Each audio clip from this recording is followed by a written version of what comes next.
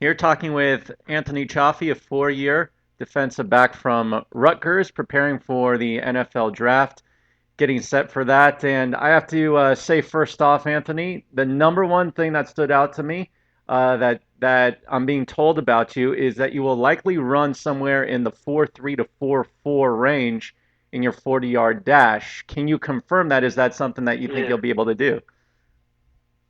yeah, that's something that I'm shooting for down here that I'm training in Atlanta right now with Chip Smith Performance System. So right now, I got my first full week under my belt, and it's looking promising. Have you heard anything so far about your draft status? Have you talked to some people? Any projections on where you think you might end up going? Um, I've spoken to some people, and they're thinking more of the seventh to undrafted range, but I'm sure during my pro day, that's one of the things I want to go out and kind of turn a lot of heads with that 40 and my kind of explosion test as they call them. Now, let's say that you ended up undrafted and were looking to catch on with a team. You would have your choice of quite a few. Are there any teams out there that stand out to you that you think might be a good fit or ones that you'd really want to join if you had your way? Well, I was doing some research. The Tampa Bay Buccaneers are kind of needy at safety. Also, the Jets are too. Um, and also, not that the Patriots have enough Rutgers DBs as it is, but that's always a destination where Rutgers guys go and flourish. And I know you spent 4 years at Rutgers, and before you got there, the program was in pretty good hands, and they had been doing quite well. Greg Schiano had them doing well, and then obviously you played a lot of your career under Kyle Flood, and then there was a change. Um, what do you think happened with the trajectory of the program from when you started to kind of where you finished up? What led to some of things turning there?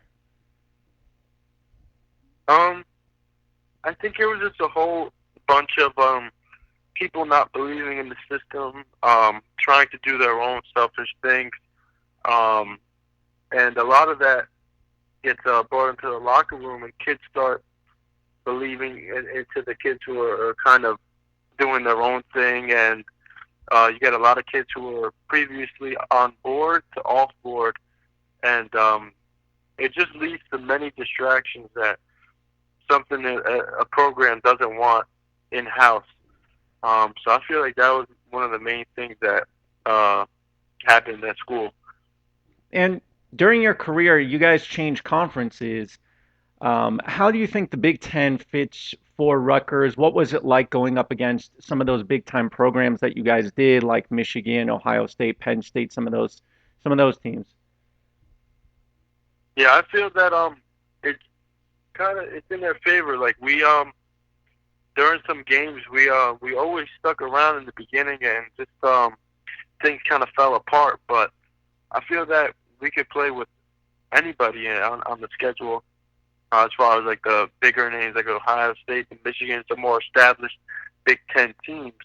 But I feel like that switch is really going to help the school and um, this past recruiting class coming in. I feel like there's a lot of kids there that could make an impact, and you get a lot of grad transfers as well that you kind of want to put Rutgers on the map, like in-state guys. You faced a lot of really tough teams, like we talked about, especially in this past year. You know, the Big Ten had a lot of strong competition. Are there any players out there who you faced who maybe stood out to you, like, that guy was really tough to tackle or that guy got open a lot? Are there any individuals who really stood out to you during the season? I feel like Saquon Barkley did. My my sophomore year, Kevin Coleman, Melvin Gordon as well. Those are the top three backs I feel like we faced. They're all tremendous backs, and I know Saquon is still uh, a young buck. He played his sophomore season this past season. He's going into his junior year, and I know Kevin is on the Falcons, and Melvin is on the Chargers. So I know that those two guys were probably the top backs that I faced, and they were tough to get down. And I know you switched positions a couple of different times. Where do you think your future lies? Do you think it's going to be at one of the safety positions or at cornerback? I feel it's going to be at one of the safety positions, either free or strong. What part of your skill set would you say is the strongest part of your game that you bring to the table? I feel that being able to understand offenses and basically have the film aspect and the play calling and being intelligent on the field, knowing what's going to come about as far as different play sets. And also, I feel like my ball skills as far as going up, reading the quarterback, because I played quarterback in high school, so I know some things about like reading them. So I feel like those are some things where it's really going to work in my favor and could open eyes with the scouts. Let's say that I'm a scout for an NFL team, and I'm doing some draft research on you, going through some tape.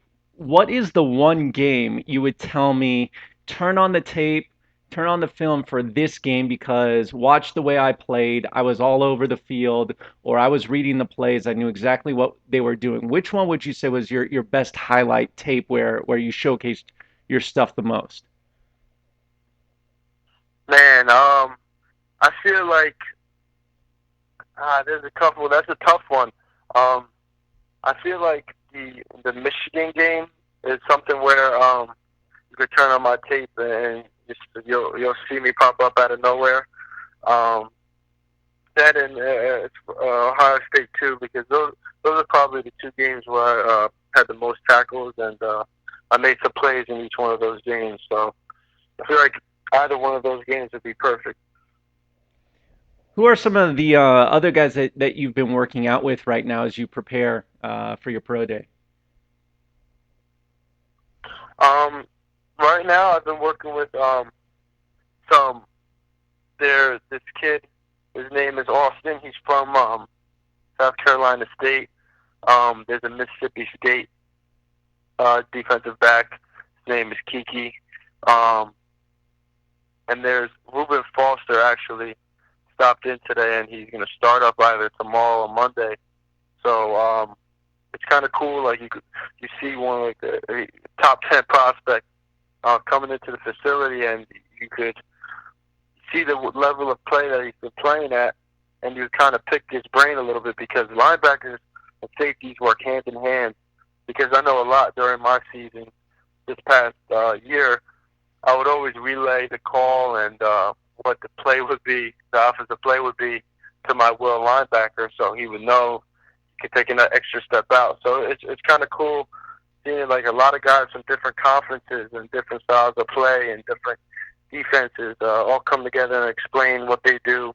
Because I know we had a 7-on-7 this past Wednesday, and we all were explaining like, oh, we ran a cover 4, we ran a cover 6. So it's just cool to see everybody's um, different style of play as far as being up like 10 yards, 15 yards. So it's pretty cool. There's a lot of variety. You just talked about all the different styles of play. Is there anyone in the NFL who you say that you might emulate your game after, or a player that you'd really want to be like um, in the pros? I really want to be like a Eric Weddle type and or Harrison Smith because those are two guys that I've really been watching their game a lot this past season. And also, I'm a Vikings fan, so Harrison Smith, it was just accustomed to watch him play. Um, so I feel like those two guys I could really try to model myself after, especially Eric Weddle because I'm more of his dimensions. So I feel like those two guys are the best fit. Yeah, I did read that you're a Vikings fan. Is your family still in touch with Mike Tice? Yeah, yeah. Nice, nice. All right. Well, thank you very much for the time today. I appreciate it, and we'll be following along, especially at the pro day, and be looking out for your 40 time and see if that starts to raise some eyebrows. All right, perfect. I appreciate that. Thank you for having me. Yeah, for sure. Thank you, Anthony.